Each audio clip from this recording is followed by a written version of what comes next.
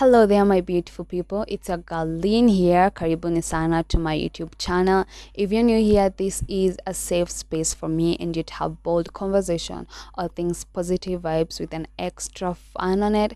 If that is your thing, make sure to hit that subscription button, like, comment and share with your friends, and I would love so much if I hear your thoughts on the comments below, so make sure to leave a comment on the comment section. Anyway, without wasting any more minute, can we get right into our episode of today of What Goes Unsaid podcast? And this conversation is gonna be, you know. So can we talk about how people have normalized giving people mixed signals?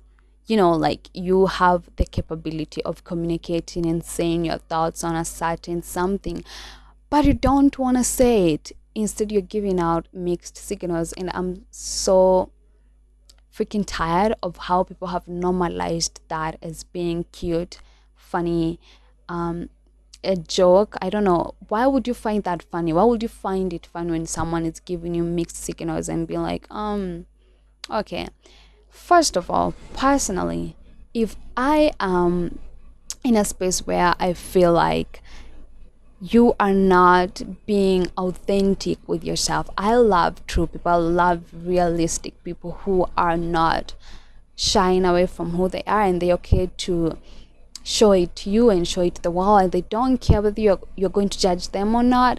And so they end up giving you their maybe a 99% of themselves. They communicate, they will listen, they will give you 100% of what they are thinking, and that is sexy. Oh my god, that is the most gorgeous thing I think a person can do. So if I'm in a space where I feel like you're giving me a doubt of what is happening, whether it's a friendship situation, whether it's a romantic situation, whether it's a job situation, whether it's a general situation of life, whether it's anything, you name it, if you are being given any kind of mixed reactions, mixed signals, I always say to myself, take that as a no, take that as a go, leave, just walk out. And I feel like people normalizing that being something new that you can show it to the world, and that you are okay with treating people that way. It's something great, they kind of show it that it's something beautiful to do and it's something awesome to do. And I feel like vocabulary and audible words were created so that humans would speak to each other through words, realistic words, and saying your thoughts and communicating. And if someone cannot do that, if someone cannot communicate, if some shit is happening around you and don't have you don't feel like that's okay with you, don't feel like that is cool with you, I think you talking and saying about it and communicating about it, it's the best feeling, it's the best thing ever. And I feel like if you cannot communicate, if you cannot have words coming out of your mouth, out of your tongue, and saying this and that, this and this, this and this can be this and that, and just speaking out, why the hell are you even there? Like, why the hell did you put the person in that situation? What I mean is that, let's say you have a friendship with someone, right? And that friendship, it's kind of going, I don't know, hillways, hillways, and you two don't have an idea of what is happening, but one person out of those two, they have an idea of what is happening. So it's more like, maybe they don't like something that you did, maybe they don't like something you said, but they won't speak about it, they won't tell you about it. They won't be like, hey, you know what, on this day you did this and that, I didn't like it. And they won't say anything, and they will just keep quiet and kind of treat you like you're an angel, or I don't know, or you have psychic powers of reading people's minds, and they'll be like, they can read it and they can see it and they're gonna know what they did. And they forget that you cannot know what you did. You get, maybe you have an idea of what you did, but you cannot know that it irritated them, it didn't make them feel good, maybe you said something wrong. They kind of act like you have to know, you have to kind of have to know that you fucked up something without them telling you. And I think that is the problem with this time, like this world, this particular present world, where people are just kind of treating each other like they have superpowers of doing things, of creating things, of becoming things, and you're like, they have to know they did that, they have to know they did that, and this. No, they won't know. Go and talk to them. Tell them how they made you feel, whether they made you feel terrible about yourself, whether they made you feel like you you couldn't do something, whether they said something nasty or something that irritated your feelings. Go and talk to them. Tell them how you feel. So definitely go and talk to them, whether they made a joke about something that maybe you two were having a conversation, maybe they threw a word or a joke thing and they kind of, for them it was funny, for you it wasn't, and you going and communicating to them about that kind of a situation and being like, hey, you know what, this and that, you did this and that, and I didn't find it funny or enjoyable, and you kind of hurt my feelings, or you it wasn't nice. Go and talk to them. Find a way to reach out and communicate to them, instead of filling your head with thoughts of them being bad, evil, this and that. You name the words. And I think people will judge you so much without getting your side of the story, because they are so much selfish to come and communicate to you and just get your whole story before they feel their own words in their heads, and before they go out there and spreading and being like, that person did this, that they didn't did this and that, and they kind of do this and this a lot because of this.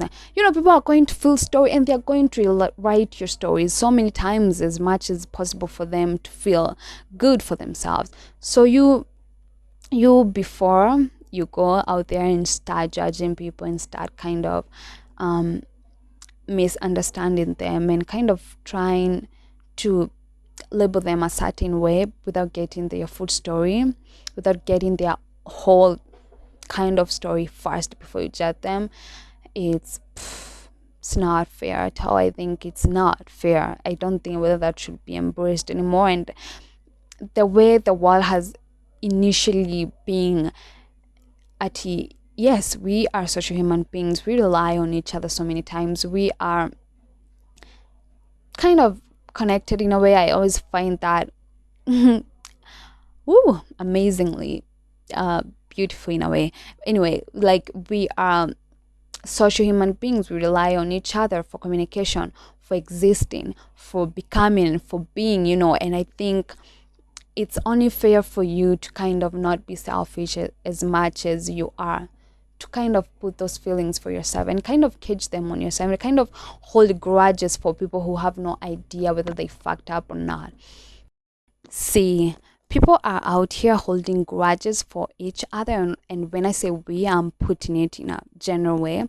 So yeah, people are out here kind of holding grudges and kind of tormenting themselves with crazy thoughts about someone else, about a joke they made, as I said, and they didn't feel right. They didn't feel like that was funny. But instead of them talking and communicating and saying, I don't think whether that was funny, instead of them going out there and kind of having a full conversation with this person, like a full 100% grown up conversation with this person, and saying, you know what, I didn't like that joke. You know why, you hurt my feelings, as I said earlier. Instead of doing that, you're holding grudges for other people, and you're kind of weighing a lot of fucked up issues for yourself and for other people's within yourself. And it's so heavy when you do that. It's so freaking heavy. And I think it's more of what you are. If you're a person of carrying so much weight within yourselves, weight of other people's words, opinions, thoughts, etc. If you're that kind of a person, I think it becomes heavier for you each and every second of your existence. And it's something that I have taught myself. It's something that I love. As I said earlier, when I was starting this whole video, I said that I'm very open to people who are authentic and transparent. I am more of I like it when you're showing me who you are. I like it when you are being true to yourself, by being true to person, by being true to someone else. I love it when people don't hide their thoughts, when they don't freaking like kind of filter them. No, I want to see the damage. I want to see the realistic version of you without having all these filters being piled up, or filled up, and just kind of covering you, and you're out here giving people your first side of the story. You're giving people first side of who you are. And this is something that it's more of a growing up issue. If you are mentally prepared for people to kind of not be in an open conversation with you, and you're okay with that, I think that's cool too, because you cannot force people to communicate. You cannot force anyone to be authentic. You cannot force anyone to be true to themselves or true to you. You cannot force them to be transparent with you, or even transparent with themselves. If they don't want to, then they don't want to. You cannot force them. That's it. You cannot force them. That is something that I'm still swallowing even now. Like, as much as I want to see your fucked up side, as much as I want to see your damaged parts of yourself, I want to see you, I want to know you, I want to have your authentic and transparent parts of you, I cannot force you to give it to me. I cannot force you to bring it out and just share it with the world. No, that's upon you. That is upon yourself. That's all on you. It's a responsibility to be okay. I want people to know me as the real me. I want people to see me as the real me. I don't want to filter anything. That is all upon you. That is on you. That is your responsibility. I cannot take that responsibility for you. You have to do that for yourself. You have to do that for you. And I think it is something I say that I'm still swallowing, that I'm still trying to be like, yeah, we wanted this and that, but we didn't. We wanted them to be true and honest and transparent and authentic, but they didn't. You cannot force them, but that's also okay, because they are grown up. And I think having a grown up conversation, and I remember I was having this conversation with a friend of mine a while ago, and we were talking about that there's still some issues, how people have normalized that, giving each other mixed reactions and signals, and giving them 50-50 of the true version of yourself. Like, you it's like a two-sided coin. It's like you're trying to put the head and the tail at the center. You don't want to make the head the leader, or the tail the leader, or anything like that. I hope I'm making sense with this example, but anyway, what I mean is that you don't want to give 100% of your honesty. So you're kind of you're kind of in between of whether I should be honest with this person or not. You're just there. And see, now the problem is, you come across an overthinker. Oh my god, let me tell you, that shit fucks up a lot of people.